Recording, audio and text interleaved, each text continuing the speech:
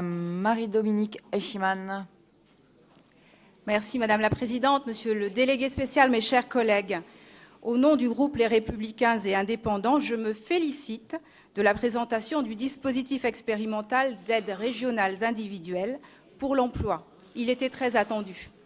Pour mémoire, en Île-de-France, en décembre 2017, le nombre des demandeurs d'emploi s'établissait à près de 670 000 personnes pour la seule catégorie A, en baisse de 0,6% sur 3 mois, mais en progression de 0,4% sur 12 mois. La vigilance et les efforts doivent donc être maintenus. De fait, l'exécutif régional continue à agir pour l'emploi avec ce dispositif d'aide individuelle. Je rappelle que jusqu'alors, il existait un partage entre Pôle emploi, compétent pour les aides individuelles, et la région, pour les aides collectives, mais le système générait pas mal d'insatisfaction.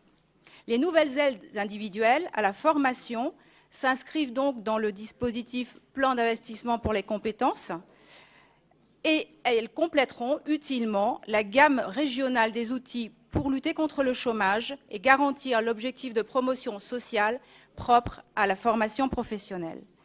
Ce dispositif parachève aussi les schémas régionaux que nous avons adoptés dans notre hémicycle, mais aussi la cartographie de la formation et sa mise en adéquation avec les attentes des entreprises de chaque bassin d'emploi menée par l'exécutif depuis janvier 2016 sous la houlette du vice-président Jérôme Chartier.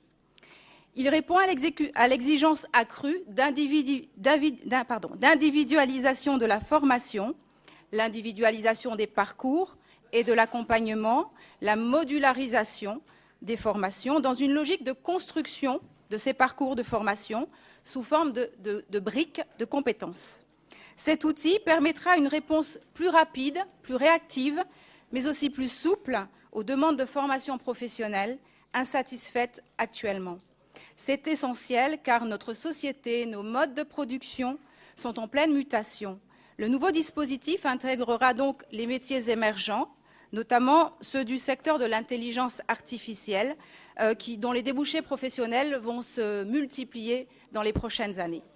Selon une étude réalisée par Accenture, à l'occasion du dernier forum de Davos, 72% des personnes interrogées, des 1200 cadres interrogés, indiquaient que les technologies intelligentes joueront un rôle primordial dans la capacité des entreprises à se différencier. Or, seuls 3% des dirigeants questionnés envisagent d'augmenter effectivement et significativement leurs investissements dans la formation de leurs salariés afin de les préparer à la collaboration homme-machine. Il apparaît donc urgent et indispensable de prendre cette donnée en compte en renforçant la personnalisation et l'individualisation de nos actions de formation. J'observe à cet égard que la réforme de la formation professionnelle annoncée par la ministre du Travail rejoint la préoccupation régionale pour renforcer l'efficacité du système, sa lisibilité, sa réactivité et sa transparence, si chère à Madame la Présidente. Qu'il me soit permis de dire notre opinion sur le futur projet de loi relatif à la liberté de choisir son avenir professionnel. Certaines mesures vont dans le bon sens, mais cela ne va pas jusqu'au bout, comme le crédit en euros du compte personnel de formation, simplifiant l'accès à la formation, la mise en place du conseil en évolution professionnelle, renforçant le droit à l'accompagnement, le plan d'investissement compétences pour former 1 million de jeunes peu qualifiés et 1 million de demandeurs d'emploi de longue durée faiblement qualifiés. Mais nous devons aussi considérer certaines craintes et certains points de vigilance. En premier lieu, pour que le compte personnel de formation fonctionne à plein, il faut ouvrir les listes de formation, simplifier la certification professionnelle, imposer et généraliser l'évaluation, mais aussi conditionner la prise en charge des formations à ce que cette évaluation soit effective. Voilà pour le besoin de transparence. Second point d'attention, l'accompagnement des publics pour prévenir les inégalités et lutter contre les fractures sociales et territoriales chères à la Présidente. Car l'accomplissement professionnel de chacun ne doit pas se limiter à un projet proposé par un conseiller de Pôle emploi, quels que soient ses mérites. Tout le monde n'est pas outillé pour choisir sa formation, obtenir l'information pertinente, trouver les informations nécessaires sur les débouchés professionnels lorsqu'ils existent. Nous devons donc être très vigilants sur la mise en œuvre du Conseil en évolution professionnelle. Le groupe Républicains et Indépendants déplore que le gouvernement ne soit pas allé assez loin dans la simplification de la gouvernance de la formation. La région, principal financeur, plaide pour un pilotage unifié du champ de la formation des demandeurs d'emploi et sous son autorité, bien sûr. Chacun sait que la superposition des acteurs fragilise l'action publique qui devient vite illisible pour le demandeur d'emploi.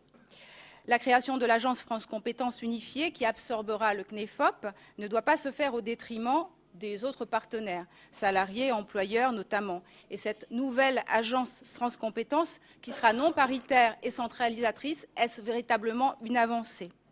Quelques mots sur la réforme récente de l'apprentissage pour laquelle l'exécutif régional s'est vivement mobilisé depuis son élection.